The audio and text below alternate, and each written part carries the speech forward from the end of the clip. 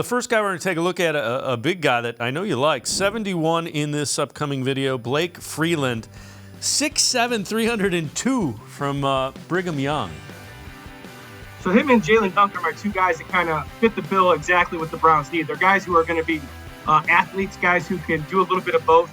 As you can see in this first cut, this is going to be a zone play where he's just going to use his big body. He's going to block the backside guy. Here he is kicking on the down here at the bottom, working that big body. He kind of works very much like an Orlando Brown in terms of he's going to use that long, athletic body. You know, he's a guy who has got 33-inch arms. He's got 82-plus-inch wingspan.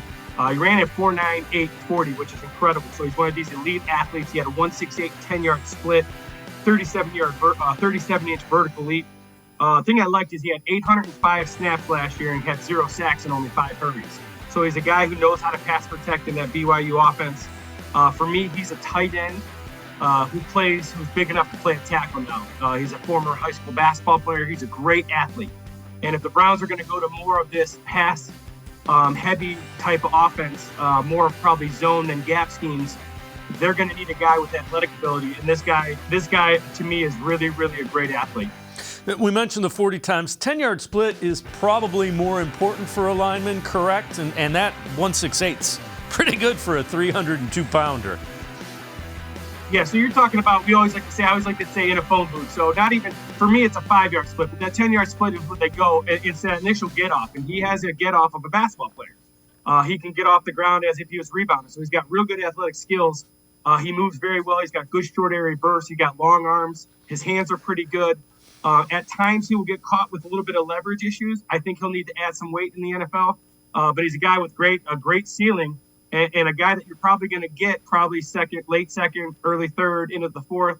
That's what the Browns are going to have to be creative and find these guys who have really high ceilings.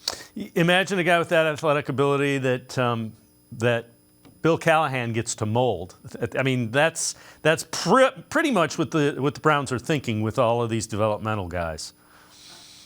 Oh, there's no question. So you got arguably the best guy in the NFL. And I would say, it's tough you can't teach things that you don't have. This guy's got natural ability. All these guys that I like have natural ability, and they're guys that have to do a little bit differently. They're still going to run the ball.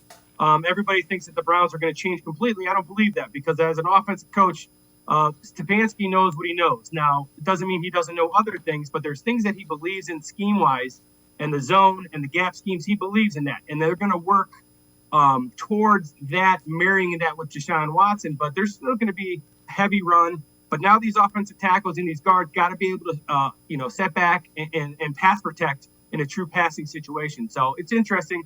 Callahan's definitely the guy you want in this situation, though, for sure.